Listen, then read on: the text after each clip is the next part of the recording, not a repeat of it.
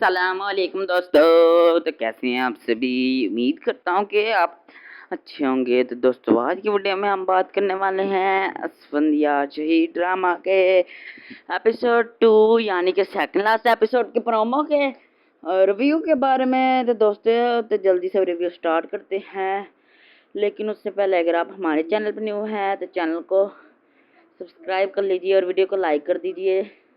जल्दी से वीडियो को स्टार्ट करते हैं। आप काफ़ी दिन से सब्सक्राइब भी नहीं करते, लाइक भी नहीं करते, बस रिव्यू देख के चले जाते हैं, तो जल्दी से कर लें। तो दोस्तों इस एपिसोड में हम देखते हैं कि सेकंड एपिसोड में दिखाते हैं कि ये जो होता है कैप्टन असफंदियार, इसका फ़ौज में सिलेक्शन हो जाता है, फिर उसको ट्रेनिंग करवाते हैं, फिर इसकी ट्रेनिंग मुकम्मल हो जाती है। फिर ये अफ़गानिस्तान कि कुछ दहशतगर्द होते हैं, वो एक स्कूल पे हमला करते हैं और कैप्टन असफंदियार सब कैप्टन होते हैं, वो सबको लेकर जाते हैं, लेकिन उधर दुश्मनी होते तो वो फिर बताते हैं कंट्रोल रूम में, तो वो कहते हैं वापस आ जाओ।